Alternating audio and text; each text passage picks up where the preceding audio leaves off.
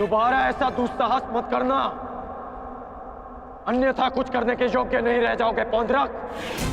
मेरे पक्ष में होकर मुझे पर प्रहार करता है मूर्ख दुर्योधन। ये तुम्हारा मित्र है या शत्रु? तुम्हें पूर्ण विश्वास तो है ना कि ये हमारे ही पक्ष में है? इस सूत पुत्र मित्र को समझा दो कि मेरे और उस पाखंडी कृष्ण के मध्य आना बंद करे, अन्यथा तुम्हारे मित्र को दुष्परिणाम भुगतना होगा। मित्रकर्ण, पौंड्रक को उचित कह रहा, तुम हमारे पक्ष में हो, तो पौंड्रक को वासुदेव पर प्रहार करने से क्यों रोका? क्योंकि मैं वीर दुर्जय योद्धा दुर्योधन के पक्ष में हूं। पीठ पीछे वार करने वाले को कायर कहा जाता है, वीर नहीं। और ये कहां का न्याय है मित्र? जहां एक निहत्थे पर पीछे से वार किया जाता है, क्या युद्ध से पूर्व ही हमारे पक्ष के योद्धा युद्ध के नियम भूल गए हैं?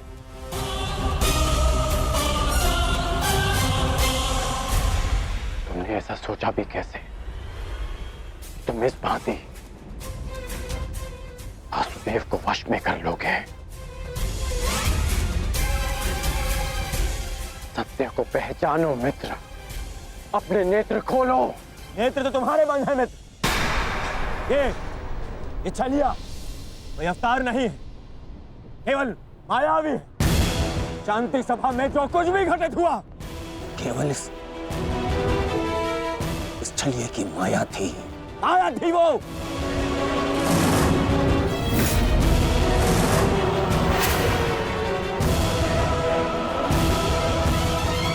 मित्र, तुम फिर से भूल कर रहे हो। भूल तो दुर्योधन ने किया, तुझे अपने पक्ष में रखकर विश्वासघाती। सत्य का ज्ञान तो तुझे नहीं है, तू अपने नेत्र खोल के देख। दुर्योधन, ये विश्वासघाती इन पांडवों के साथ और इस छलिए कृष्ण के साथ जाकर मिल चुका है। इस छलिए कृष्ण की वाणी बोल रहा है, उसके वश में है ये।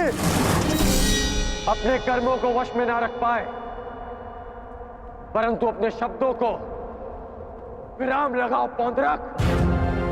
विश्वासघाती और छलिए तो तुम हो, जो स्वयं को किसी और के रूप में ढालना चाहता है। तुम एक अस्तित्वहीन घृणित जीव हो, जिसके पास ना कोई सम्मान है और न स्वयं की पहचान।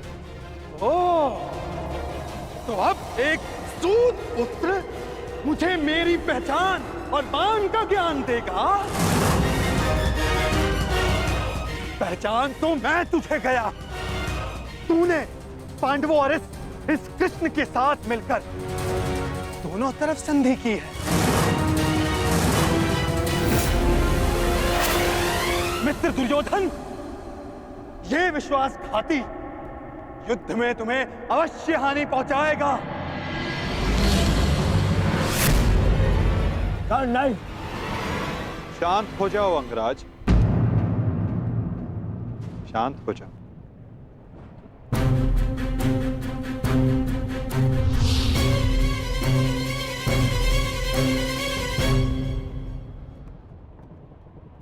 उचित ही तो कहा था पौंड्रक ने। आज मेरा हर अपना, मेरा हर संबंधी मेरे विपक्ष में खड़ा है, और अब तो मेरा नाम भी मेरा नहीं रहा, उसे पौंड्रक ने ले लिया। सत्य कहा तुमने पौंड्रक, तुम्हें वो अवश्य मिलना चाहिए जिसके तुम अधिकारी हो।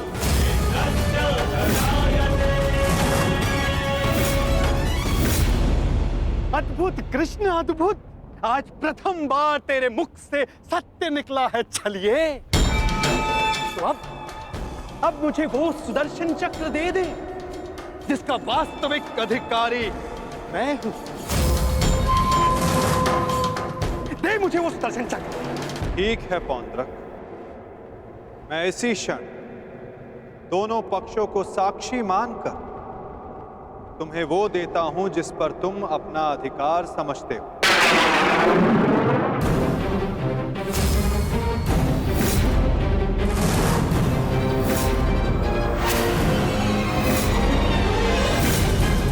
जो निश्चित रूप से तुम्हें वासुदेव में परिवर्तित कर देगा।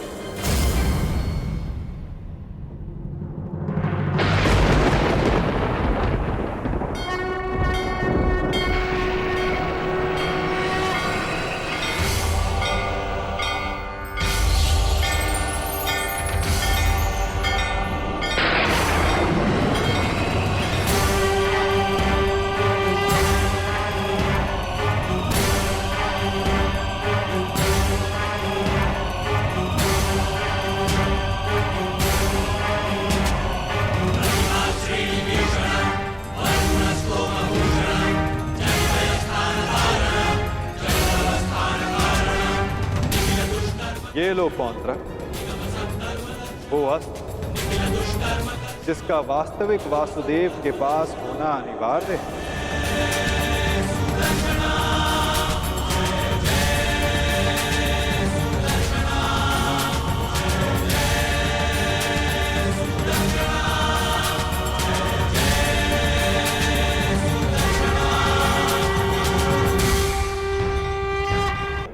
मैं इसी क्षण दोनों पक्षों को साक्षी मानकर तुम्हें वो देता हूं जिस पर तुम अपना अधिकार समझते हो, जो निश्चित रूप से तुम्हें वासुदेव में परिवर्तित कर देगा।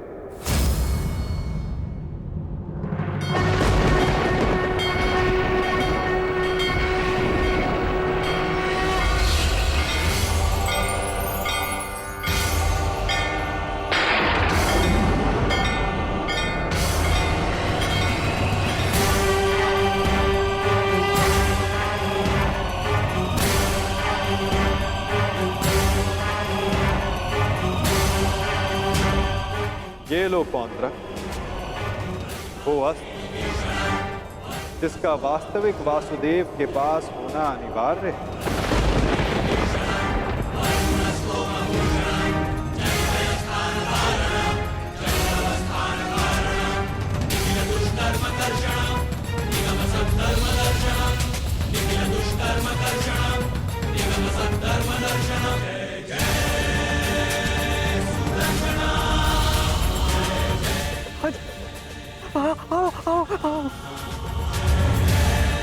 शीघ्र आओ।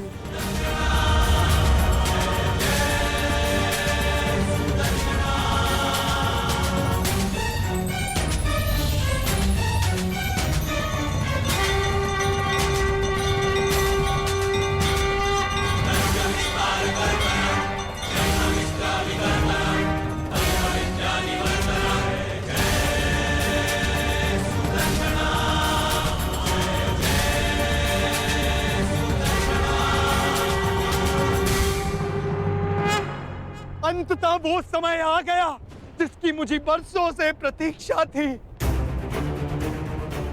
मुझे मेरा सुदर्शन चक्र मिल गया मुझे मेरा सुदर्शन चक्र। अब मुझे परास्त कोई नहीं कर सकता, क्योंकि मैं अब सर्वशक्तिशाली हूं। मैं वासुदेवा।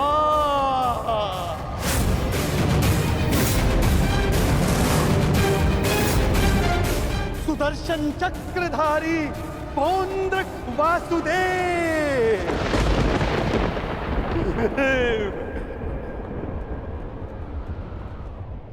अब समझा मूर्ख सूत पुत्र कि वास्तविक वासुदेव कौन है? तेरे इस छलिए कृष्ण ने भी स्वयं यहां स्वीकारा कि वास्तविक वासुदेव कौन है। यदि अब तूने मुझ पर कोई प्रहार करने का दुस्साहस किया, तो अब तू भली भांति जानता है कि मुझसे बुरा और कोई नहीं होगा। क्षण भर में वध कर दूंगा तेरा।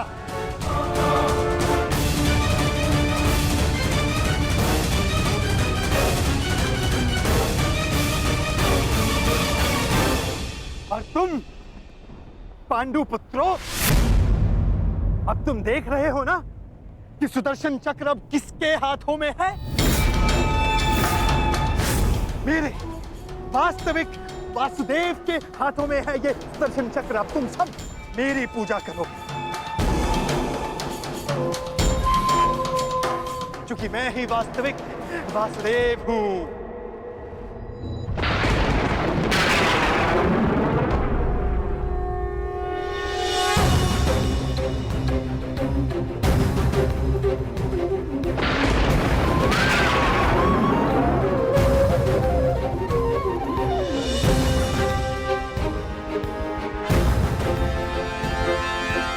चक्र का भार क्यों बढ़ता जा रहा है?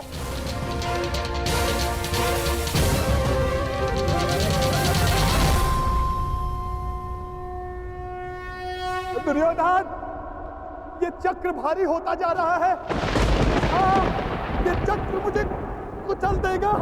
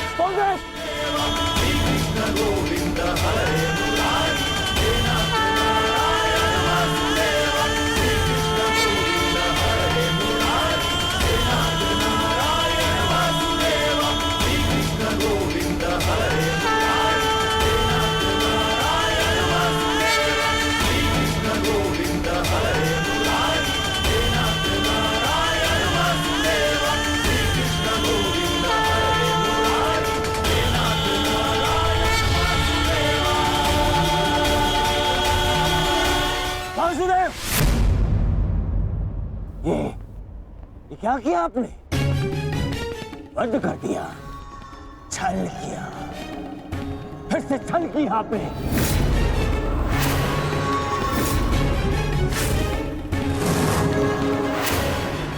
ये उचित नहीं किया आपने वासुदेव, नहीं किया उचित। शांत दुर्योधन।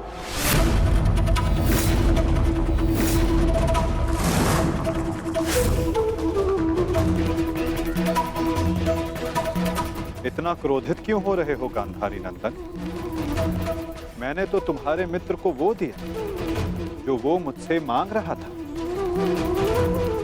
अब वो उसका भार नहीं सह पाया, ये मेरा दोष नहीं।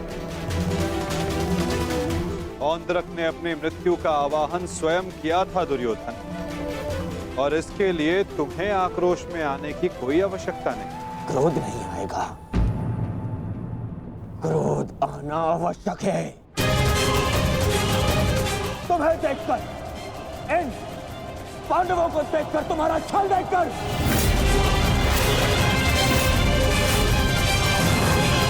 कैसा छल दुर्योधन? तुम्हारा मित्र पौंद्रक मेरा वेश धारण करता रहा, वो मेरी शक्ति, मुझे मिले सम्मान से आकर्षित हुआ। वो मेरे जैसा बनना चाहता था, परंतु वो ये नहीं समझ पाया कि शक्ति और सम्मान किसी का वेश धारण करने से, किसी का रूप धारण करने से नहीं मिलती। शक्ति और सम्मान मिलता है परिश्रम से, कर्मों से। यदि लौह को सुनहरे रंग से पोत दिया जाए तो उससे आभूषण नहीं बनते दुर्योधन।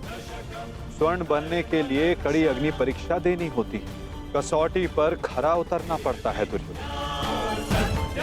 और तुम्हारा मित्र सुदर्शन चक्र की कसौटी पर खरा नहीं उतर पाया, और अंततः उसने अपना नाश कर लिया। तुम्हारी हानि पर मुझे खेद है दुर्योधन, परंतु पौंद्रक के अंत पर नहीं, क्योंकि उसके कर्मों का फल ही यही है।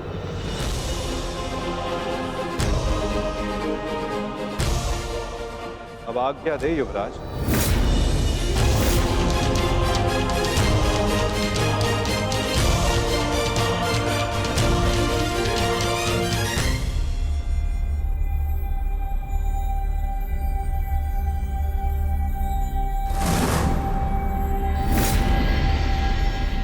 कल युद्ध के नियम निर्धारित किए जाएंगे गांधार राज। जब युद्ध क्रीड़ा में नियम निर्धारित किए जा रहे थे तब वहां मैं उपस्थित नहीं था, परंतु इस बार उत्सुक हूं ये जानने के लिए कि इस युद्ध में अपनी विजय के लिए आप क्या नियम बनाएंगे गांधार राज।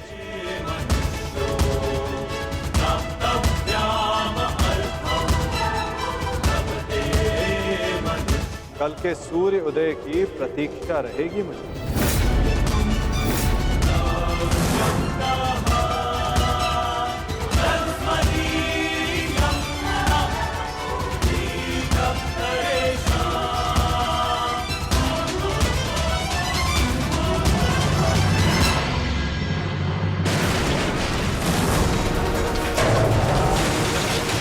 क्या हो गया? ये क्या कर रहे हो तुम? हाँ, देखो दुर्योधन, देखो। नहीं दुर्योधन। मैं उस वासुदेव को नहीं छोड़ूंगा।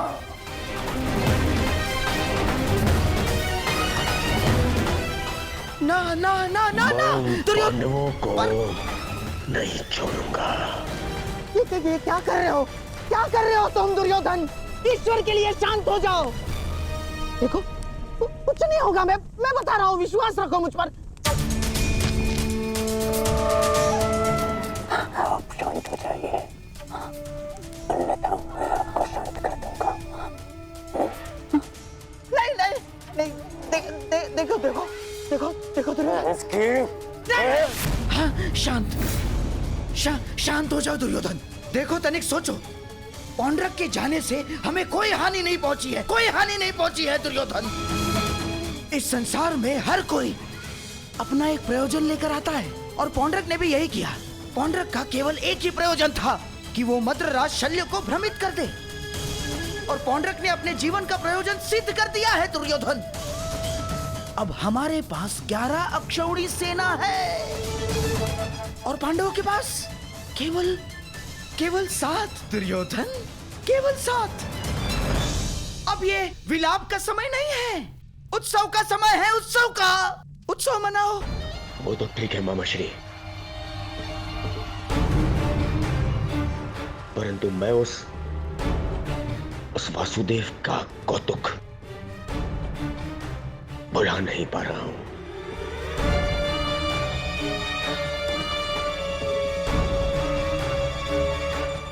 हाँ, देखो सब ठीक हो जाएगा दुर्योधन। हाँ, तुम बैठो। अब ये सब कुछ छोड़ो ना दुर्योधन। देखो युद्ध में वो कृष्ण छलिया कुछ नहीं कर पाएगा। पूछो क्यों? निहत्था है वो। अब इस समय हमारा पक्ष सबल है, हमारा पक्ष, और पासा हमारे हाथ में है दुर्योधन, हमारे हाथ में। कैसा पासा? अब देखो, कल युद्ध के नियम निर्धारित किए जाएंगे। ऐसे नियम बनाऊंगा कि पांडव पक्ष आ जाएगा, और फिर वो छलिया कुछ नहीं कर पाएगा वो छलिया।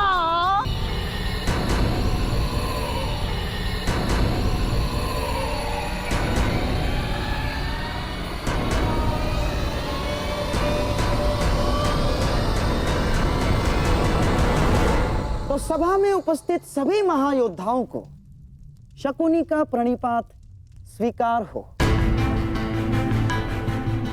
जैसे कि हम सब जानते हैं कि हम सभी एक महायुद्ध में भाग लेने जा रहे हैं, परंतु बड़े खेद के साथ एक बात सूचित करना चाहूंगा इस सभा में। जैसे कि हम अर्थात कौरवों पर हमेशा से सदा से लांछन लगते आ रहे हैं, आरोप लगते आ रहे हैं कि हम छल करते हैं, हम कुचक्र करते हैं, हम षड्यंत्र रचते हैं, है ना? वासुदेव, चाहे वो युद्ध हो या द्यूत। इसीलिए आपके मन से वो भ्रम निकालने के लिए इस खुली सभा का आवाहन किया गया है। तो वासुदेव, क्या आपकी अनुमति है?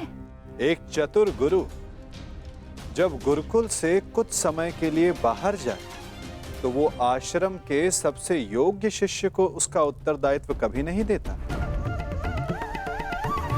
वो आश्रम के सबसे नटखट शिष्य को ही इसका उत्तरदायित्व सौंपता है।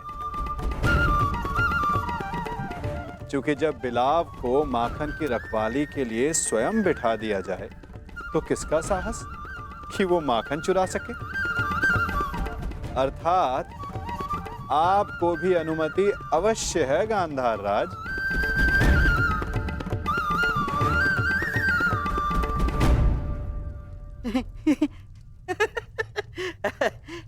वासुदेव, आपका विनोद समझने में मैं असक्षम हूं।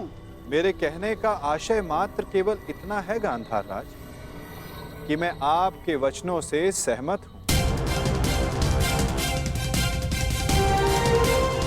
यद्यपि युद्ध सीमा बढ़ाने या सीमा पर अतिक्रमण रोकने के लिए होता है, तो युद्ध के नियम और सीमा निश्चित कर लेना आवश्यक है। क्योंकि यही नियम, यही सीमाएं इस युद्ध को धर्म युद्ध बनाएगी। तो ये बात आप सरल मार्ग से भी बता सकते थे वासुदेव। यदि आपका भाषण समाप्त हो गया तो हम युद्ध के नियमों पर चर्चा करें। वैसे भी हमारे और आपके पक्ष की सेना के अंतर को देखते हुए यह युद्ध केवल औपचारिकता मात्र रह गया है।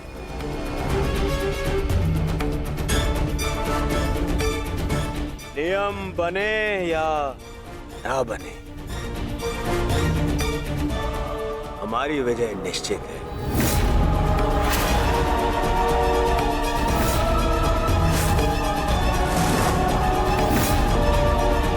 या ना बने, हमारी विजय निश्चित है। इस आत्मविश्वास का कोई एक कारण तो बताओ।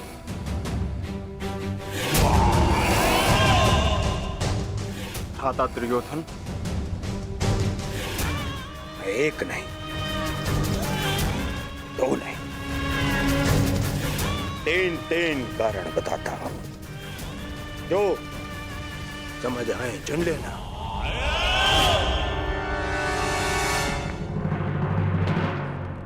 पहला कारण, पितामह भीष्म, जिन्हें इच्छा मृत्यु का वरदान है।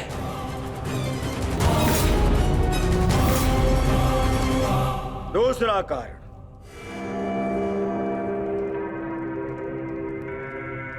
आचार्य द्रोण, जिन्होंने तुम पांडवों को शस्त्र संधान की शिक्षा दी।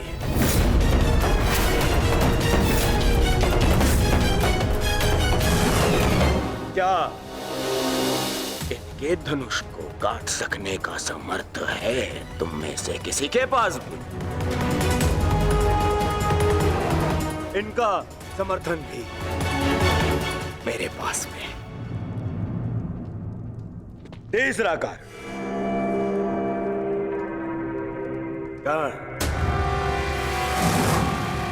ब्रह्मास्त्र, ब्रह्मांडास्त्र और ब्रह्मशिरास्त्र जैसे अस्त्रों से सज्जित है मेरा मित्र कर्ण, जिसका बाण तुम्हें विजय प्राप्त करने नहीं देगा और जिसका कवच मुझे पराजित नहीं होने देगा।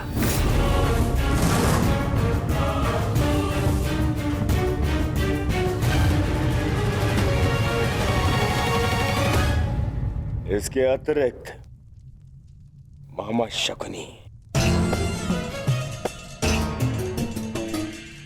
जिनकी कूटनीति का तोड़ तुम में से किसी के पास नहीं है, हाँ मामा श्री?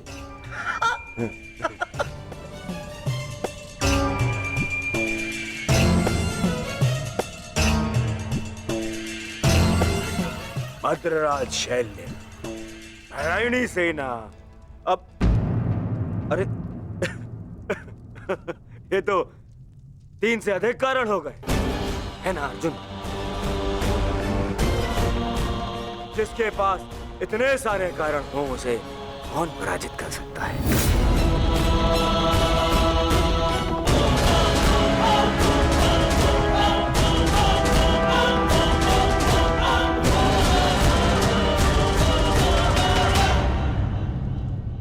विजय और पराजय का निर्णय तो युद्ध के अंतिम दिन होगा हस्तिनापुर युवराज। नियम तो केवल युद्ध का मार्गदर्शन करते हैं। अंत में कौन कितनी सीमा में रहता है और किसे सीमा तोड़ने का दंड मिलेगा, ये तो समय ही बताएगा।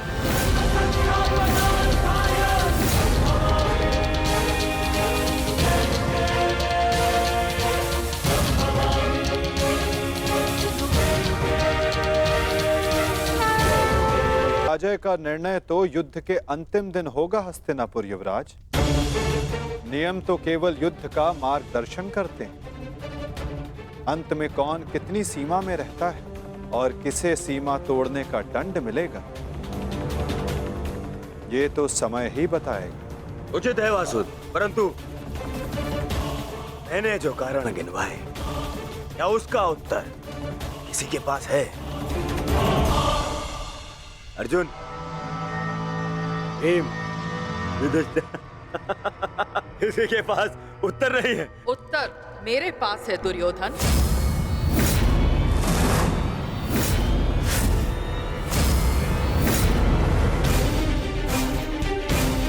मैं नया जन्म लेके आऊंगी भीष्म, तुमसे प्रतिशोध पूर्ण करने। देवी अंबा, प्रतीत होता है गांधारी नंदन युद्ध को भी युद्ध समझ बैठे हैं। युद्ध के पासे भले ही किसी एक के संकेत पे पड़ते हो, परंतु युद्ध के पासे कभी भी पलट सकते हैं। उत्तम विचार द्रुपद नंदिनी, परंतु एक बात समझ में नहीं आई। आप यहाँ क्या कर रही हैं? यहाँ युद्ध के नियम बन रहे हैं, आभूषण नहीं। मेरे आभूषण मेरे अस्त्र है गांधार नरेश। रहा आपके प्रश्नों का उत्तर कुमार दुर्योधन, तो मैं आपको बता दूं कि पांडव पक्ष में आपके हर योद्धा की काट है। तुम्हारे कवच कुंडलधारी मित्र कर्ण का उत्तर है द्रोण शिष्य पशुपतास्त्रधारी कौन्तेय अर्जुन। आपकी अगली सुरक्षा पंक्ति आचार्य द्रोण। तो कदाचित आप भूल रहे हो तो मैं आपको स्मरण करा दूं कि मेरे भाई धृष्टद्युम्न का जन्म द्रोण का वध करने के लिए हुआ है। रही बात आपके प्रिय मामाश्री की, नारायणी सेना की, तो मैं आपको बता दूं स्वयं नारायण पांडवों के मार्गदर्शक है।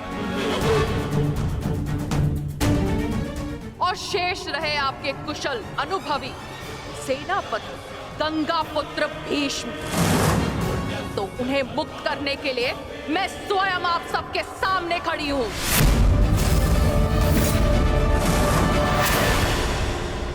महाबली भीष्म को संसार भीषण से भीषण अपनी प्रतिज्ञा से जानते हैं, तो उन्हें यह प्रतिज्ञा भी निभानी होगी कि वो मेरे सामने शस्त्र नहीं उठाएंगे।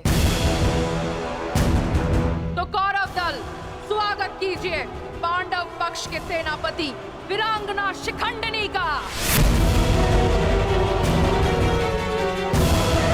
अद्भुत पांचाल कुमारी, अद्भुत।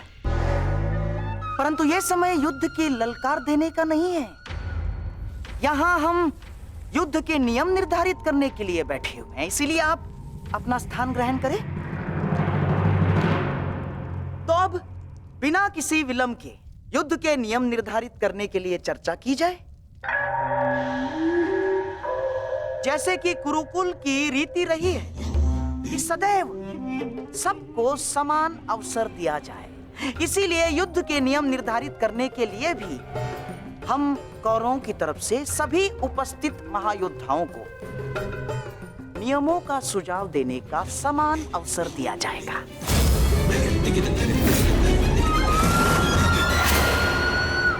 और हाँ, मैं ये जानता हूं कि पांडव पक्ष मामा श्री शकुनी का मुख अधिक समय तक नहीं देख सकते, इसीलिए मैं अपना सुझाव आरंभ में ही दे देता हूं। समस्त आर्यव्रत में युद्ध चाहे जितने भी दिन चले, परंतु आरंभ सूर्योदय से होता है और सूर्यास्त होते ही युद्ध भी थम जाता है। परंतु इस बार नियम में एक छोटा सा परिवर्तन होगा। सूर्यास्त के पश्चात भी युद्ध पर विराम नहीं लगेगा। तब तक जब तक अंधकार इतना सघन न हो जाए कि योद्धाओं को मशाल के प्रकाश में भी कुछ दिखाई न दे।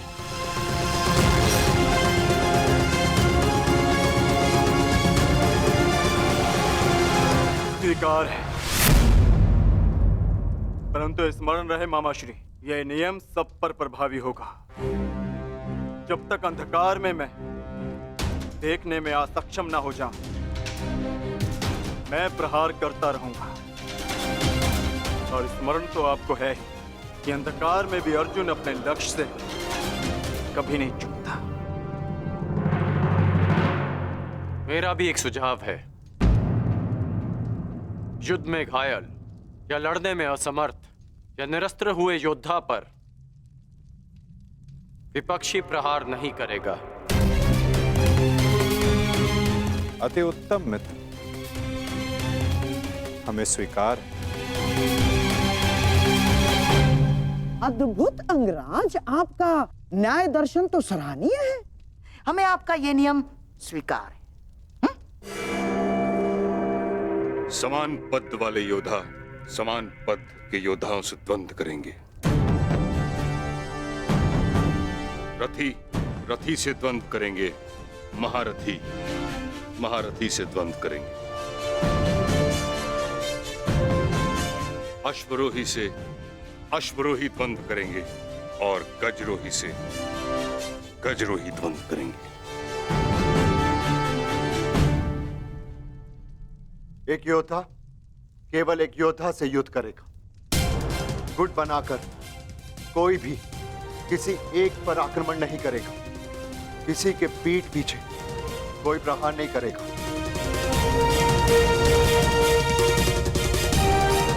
यदि विपक्षी ने पहले छल किया तो क्या प्रतिपक्षी को उसका उत्तर देने का अधिकार है? वो योद्धा की सोच पर निर्भर करता है विकोदर।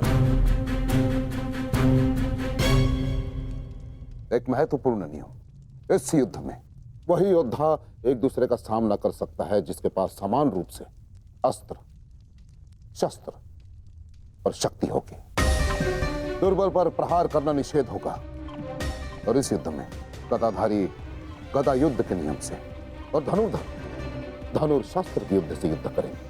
और सबसे महत्वपूर्ण नियम, इस युद्ध में किसी भी प्रकार का छल, कुचक या षड्यंत्र नहीं होगा।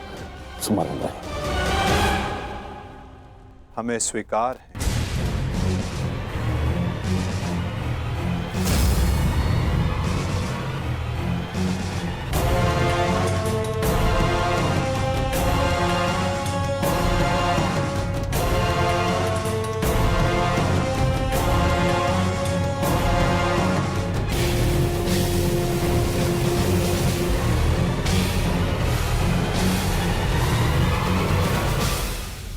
के सारे नियम निर्धारित हो चुके हैं, परंतु अभी भी पांडव पक्ष से मुझे एक छोटी सी समस्या है।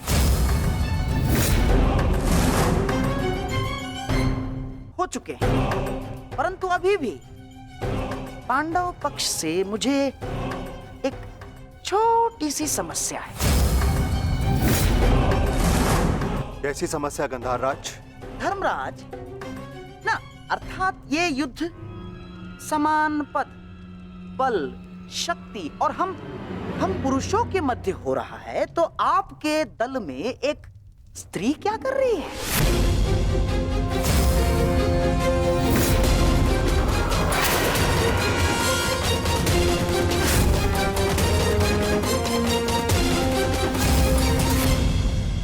ना, पुरुषों के युद्ध में एक स्त्री का भाग लेना युद्ध के नियमों के विपरीत है धर्मराज। ये नियम आप जैसे द्रुत पुरुषों ने बनाए हैं, जो स्त्री को तुच्छ मानते हैं, केवल वस्तु मानते हैं।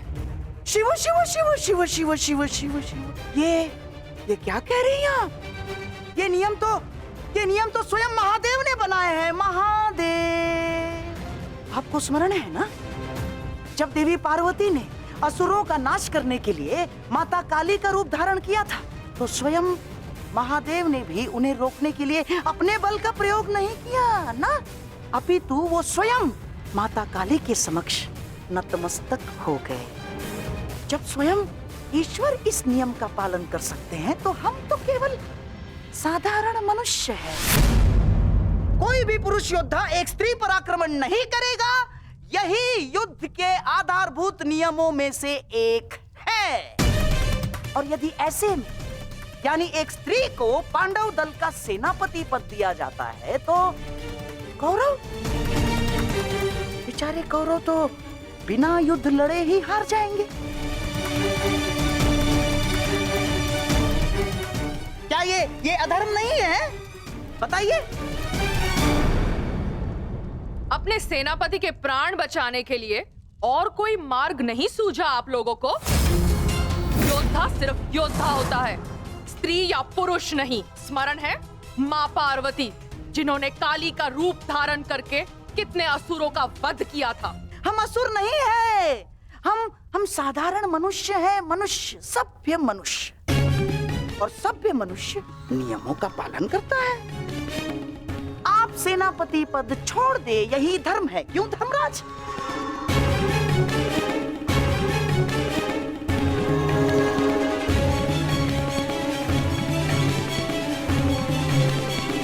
हाँ, तो सबके समक्ष युद्ध के सभी नियम निर्धारित हो चुके हैं। हाँ, परंतु अभी भी किसी के मन में शंका कुशंका हो तो यहाँ अपने विचार प्रकट कर सकते हैं।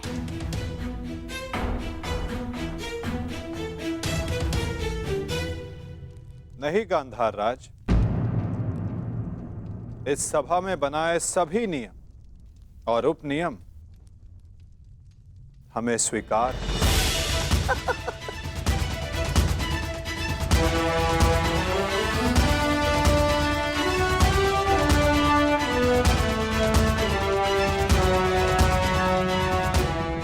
प्रणिपात। प्रणिपात।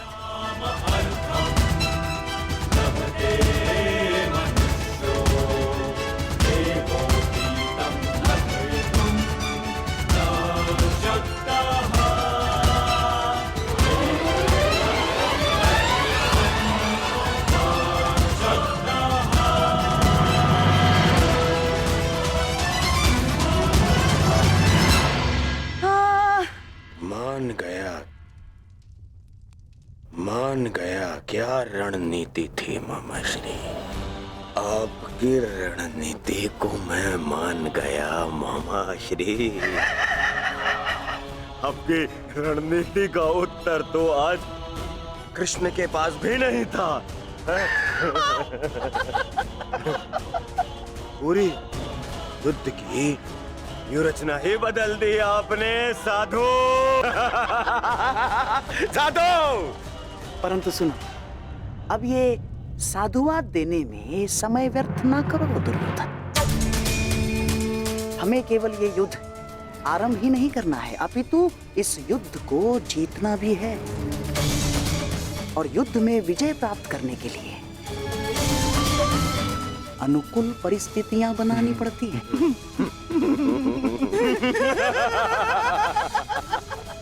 बहुत चतुर बन रहे थे पांडव, बहुत चतुर। परंतु अब इन्हें ज्ञात हो गया होगा कि इनकी हार निश्चित है। हमने जो चाहा वही हुआ है दुर्योधन।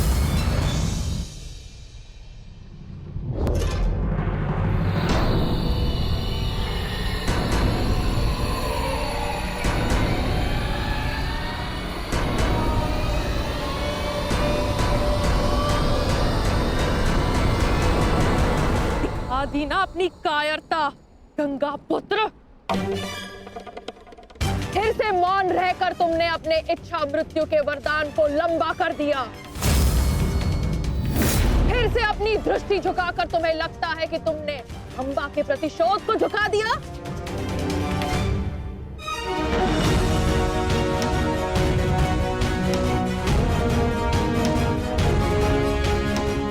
आज सिद्ध कर दिया तुमने कि जब अपने प्राणों का प्रश्न आएगा तो गंगा का बेटा भी अधर्म का मार्ग चुन सकता है। ये आशा तो माँ गंगा को भी आपसे ना होगी। ना मैंने नियम बनाए हैं, ना मैं कायर हूं, और ना ही अधर्म के मार्ग पर। मैंने तुम्हें वचन दिया था अंबा देवी कि जिस समय मेरे जीवन का कोई उद्देश्य शेष नहीं रहेगा, मैं तुम्हें वो शक्ति प्रदान करूंगा कि तुम मेरे इस जीवन का अंत कर सको। अब वो समय आ गया है। तुम्हें कदाचित विश्वास न हो, परंतु मुझे आशा है कि कुरुक्षेत्र में तुम मुझे मेरे भार से मुक्ति दिला दो। वरदान से मुक्ति जो मेरे लिए श्राप बन गया, उस मौन से मुक्ति जो पाप बन गया है भीष्म। मेरे अंदर कोई आशाएं शेष नहीं। यदि शेष है तो केवल इस युद्ध का शाप। आपको इतना व्यथित देखकर बड़ी शांति मिली गंगा पुत्र। दाचित, आपको अब अनुभव हो गया है कि कैसा प्रतीत होता है जब मनुष्य के जीवन में कोई आशा, कोई उत्साह न रहे। स्मरण है भीष्म, यही मेरे जीवन के साथ किया आपने। एक वचन के लिए मेरा पूरा जीवन भस्म कर दिया। परंतु एक बात स्मरण रखना, इतनी सरलता से मैं अपने शत्रु को मुक्त नहीं होने दूंगी। मेरी प्रतीक्षा करोगे तुम गंगा पुत्र कि मैं कब तुम्हें मुक्त करूं। हर पल एक जन्म के समान होगा और प्रतीक्षा का आरंभ होता है अब।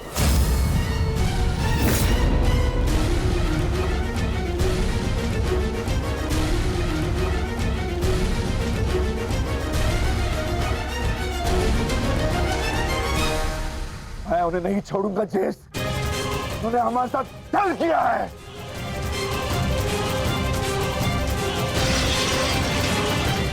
राजा भीम, शांत हो जाइए। ठहरो भीम, ये मेरा आदेश है।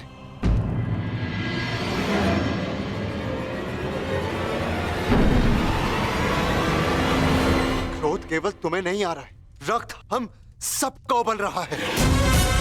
एक और हमारे ही मामा श्री को छल के कारण हमारे विरुद्ध युद्ध करना पड़ रहा है, और दूसरी ओर बड़ी ही चतुरता से उन्होंने शिखंडिनी को युद्ध से दूर कर दिया। यह समय क्रोध का नहीं, कर्म का है। इस समय कौरव सेना के पास 11 क्षणी सेना है और हमारे पास केवल 7। इस समय हमें हमारी शक्ति को एकत्रित करना होगा।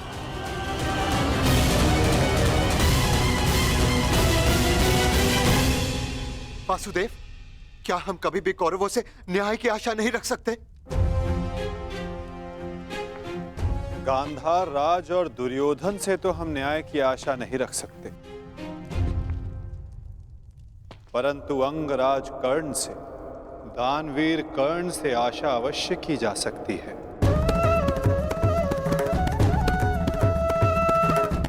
कि वो युद्ध में न्याय का पालन करेंगे, अपने वचन दान का मान रखेंगे। हम सब ने देखा कि अंगराज ने कौरवों के पक्ष में होते हुए युद्ध के लिए कैसे न्याय संगत नियम बनाए। परंतु वासुदेव, वो दुर्योधन के विरुद्ध कभी नहीं जाएगा और उस दुर्योधन से मुझे न्याय की कोई आशा नहीं। कायरों की भांति हमारी सैन्य शक्ति को छिन्न भिन्न करने लगा है। ज्येष्ठ, बहुत हो गई सभा, बहुत बनकर नियम, अब बस। अब समय आ गया है उस दुर्योधन को उचित उत्तर देने का। ठहरो भीम।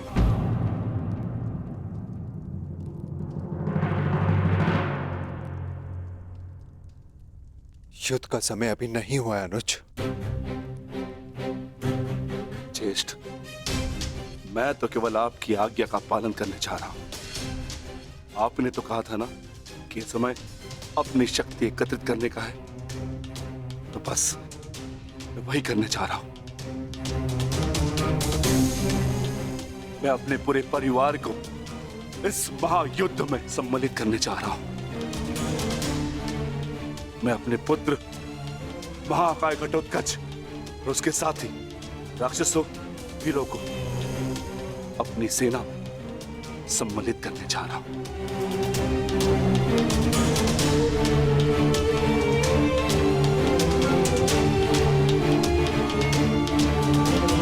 तुम उचित कह रहे हो अनुज।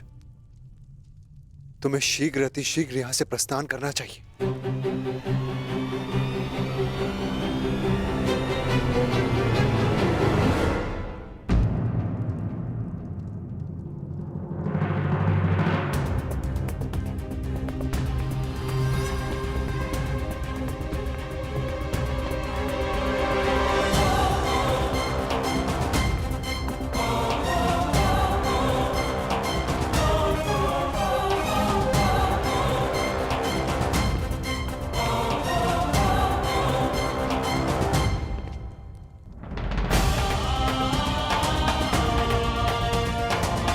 मुझे आज्ञा दीजिए ज्येष्ठ, मैं प्रस्थान कर रहा हूं।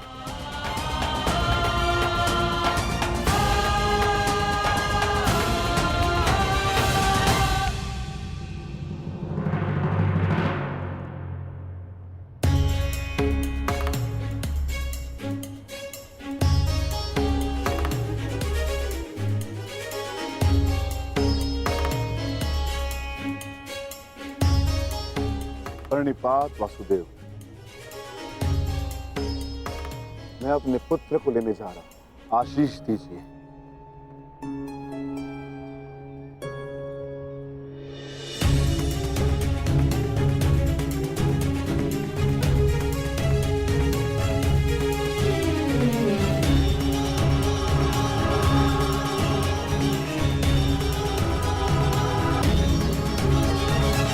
क्या हुआ माता? आप अचानक बाहर क्यों आ गए? और आप इतने विचलित क्यों? मैं विचलित नहीं हूं पार्थ, बस तनिक अशांत हूं। अशांत? मैं समझा नहीं माता। युद्ध होता ही ऐसा है पार्थ, जो मन को अशांत कर दे।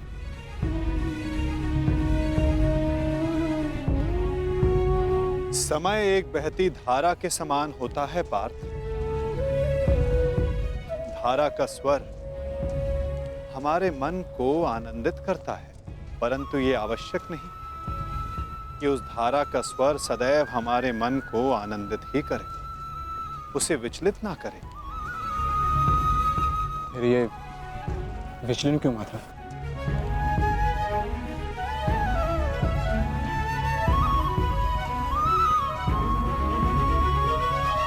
अन्न, सागर में जब तरंग उठती है तो वो उत्साह से भरी होती है पार्थ। और जब वही तरंग गिरकर अपना अस्तित्व खो बैठती है तब मन विचलित हो जाता है कि कदाचित वो तरंग और ऊंचा जा सकती थी, कदाचित उसका प्रारब्ध कुछ और हो सकता था। परंतु तरंग का प्रारब्ध ही उठना और गिर जाना है माता, है ना? तो फिर इसमें अशांत और विचलित होने की क्या बात है? तुमने सही कहा पार्थ, मुझे विचलित नहीं होना चाहिए, परंतु तुम बताओ कि तुम्हारा मन इतना अशांत क्यों है, इतना विचलित क्यों है? ऐसा कौन सा भाव है जो तुम्हें कष्ट दे रहा है? बोलो पार्थ। दानवीर कर्ण से आशा अवश्य की जा सकती है कि वो युद्ध में नियमों का पालन अवश्य करेंगे।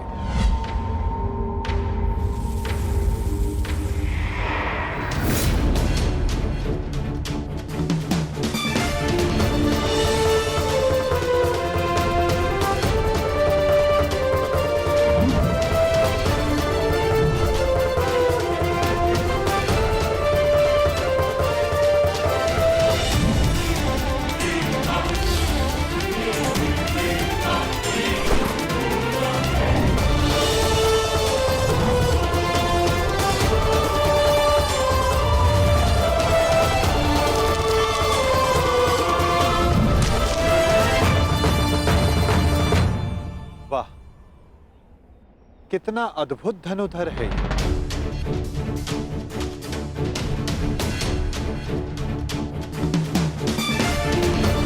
वासुदेव, आप प्रणिपात। ये मेरा सौभाग्य है कि मैं आपसे टकराया।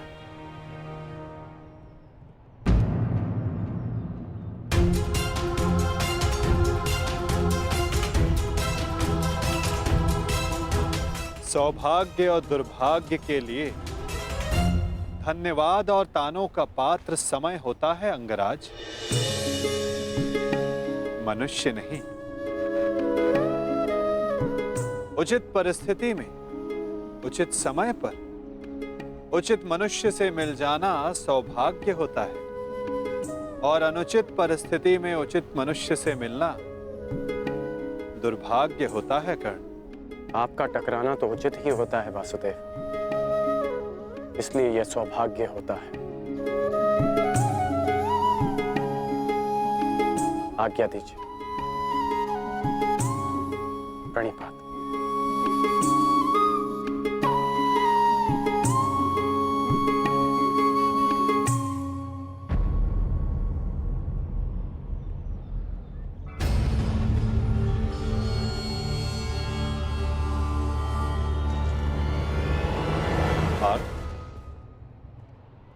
इसके शब्दों की भांति इसके बाण भी कितने अमोघ हैं ना। शब्दों का तो ज्ञात नहीं, परंतु लक्ष्य भेद करने के लिए मेरे बाण कर्ण से अधिक शक्तिशाली और तीव्र हैं माता। और ये बात आप भली भांति जानते हैं। आज किसी के शब्दों में धार दिखाई दे रही है पार्थ।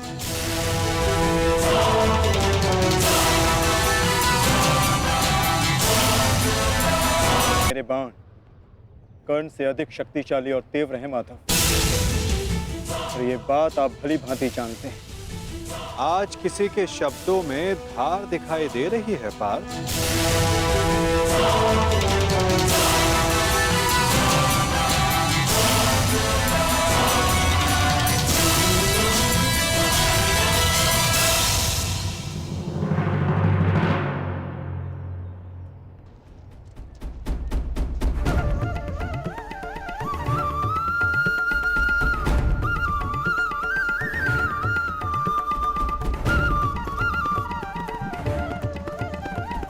अब बता भी दो अपने सखा को, ऐसी कौन सी बात है जो प्रतिपल तुम्हें और अधिक अशांत किए जा रही है पार्थ?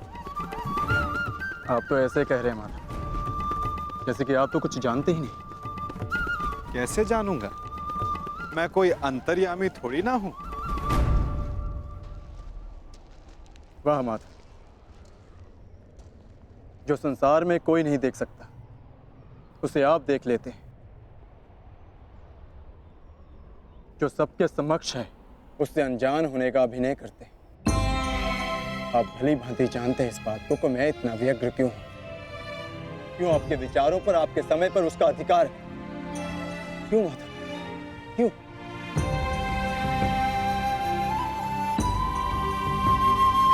प्रशंसा उसकी की जाती है पार्थ जो प्रशंसा के योग्य होता है। महत्व उसे दिया जाता है जो महान होता है। और समय उसे दिया जाता है जो स्वयं समय को परिवर्तित करने की शक्ति रखता हो। और मैं क्या, कर्ण की कुशलता और लगन को देखकर उस पर कोई भी मोहित हो सकता है। ऐसा कोई नहीं जो कर्ण की कुशलता को अनदेखा कर सके। केवल उनके जो उसके प्रति ईर्ष्या रखते हैं। बस माधव, रुक जाइए।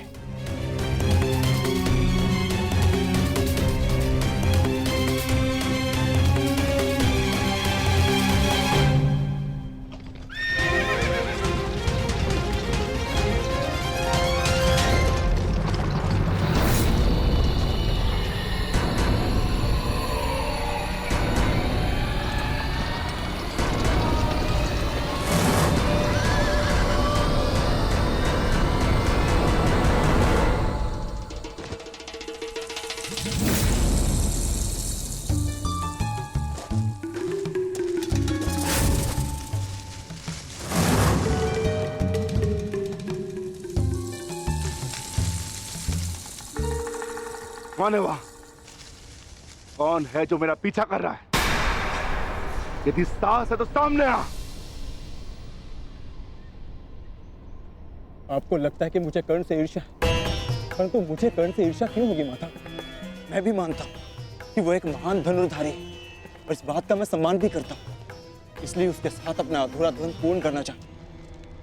परंतु माता, आप कैसे भूल सकते हैं वो अर्जुन ही था जिसने विराट युद्ध में कर्ण को पराजित किया था। वो अर्जुन ही था जिसने कर्ण के रहते हुए पांचाली के स्वयंवर को विजित किया था। मैं स्वीकार करता हूं कि कर्ण एक महान योद्धा है, धनुर्धारी, परंतु मुझे आज तक उसने कोई अद्भुत बात नहीं दिखी। परंतु आज एक विचित्र बात का भान अवश्य हुआ है कि आपके हृदय में अर्जुन से अधिक कर्ण बसता है।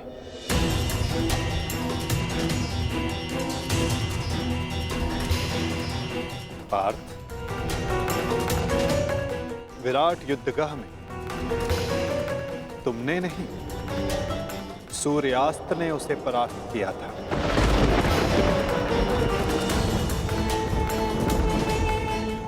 पांचाली के स्वयंवर एक सूत के प्रति क्षत्रियों के दीर्घाह ने जीता।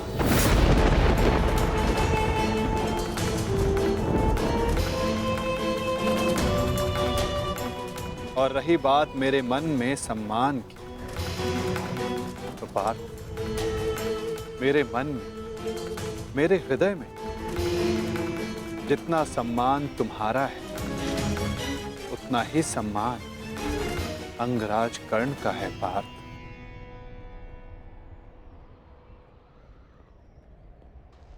जलधारा की शक्ति का अनुमान उसकी सतह को देखकर नहीं लगाया जा सकता। पार्थ, जलधारा की शक्ति उसके भीतर छिपे उथल तरंगों में होता है। पार्थ, जिसका अनुमान समय आने पर सबको हो जाता है। सत्य सदैव वो नहीं होता पार्थ जो सबको दिखाई देता है। सत्य वो भी होता है जो हमारी दृष्टि देख नहीं सकती।